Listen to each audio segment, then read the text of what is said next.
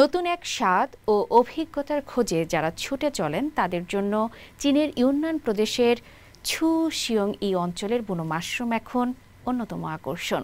বৃষ্টি ভেজা বন আর রহস্যময় গন্ধে ভরা এই অঞ্চলে শুরু হয়েছে বুনো মাশরুম সংগ্রহের মৌসুম, যা ঘরোয়া পর্যটকদের পাশাপাশি বিদেশি ভোজন রসিকদেরও আকৃষ্ট করছে।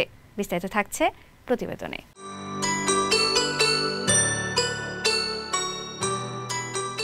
চীনের দক্ষিণ পশ্চিমাঞ্চলীয় ইউনান প্রদেশের ছুশিয়ং-ই স্বায়ত্তশাসিত প্রিফেকচারে বুনো মাশরুম সংগ্রহের মৌসুম শুরু হয়েছে, আর এ মাশরুমের স্বাদ নিতে এখানে ছুটে আসছেন দেশি বিদেশি ভোজন রসিকরা।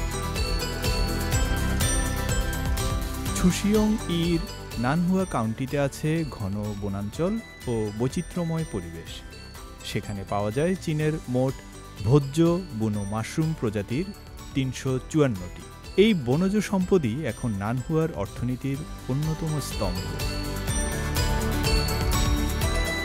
২০২৪ সালে শুধু মাশরুম খাত থেকেই নানহুয়া কাউন্টি অর্জন করেছে ৭৬০ কোটি ইউয়ান। মাশরুম সংগ্রহ, প্রক্রিয়াজাতকরণ ও বিপণন মিলিয়ে এখন এটি একটি পূর্ণাঙ্গ শিল্পখাত। আমরা কৃষকদের কাছ থেকে মাশরুম কিনি। মৌসুমে বহু অস্থায়ী শ্রমিক নেই মাশরুম বাছাই ও প্রাথমিক প্রক্রিয়াজাতকরণের জন্য। প্রক্রিয়াজাত করা মাশরুমে লাভ বেশি, কারণ এগুলোর স্বাদ বেশি জনপ্রিয়। গত বছর আমাদের বিক্রি ছিল ৭৮ মিলিয়ন ইউয়ান। মাশরুম মৌসুম উপলক্ষে প্রচুর দেশি বিদেশি পর্যটক ইউনানে ভিড় করছেন।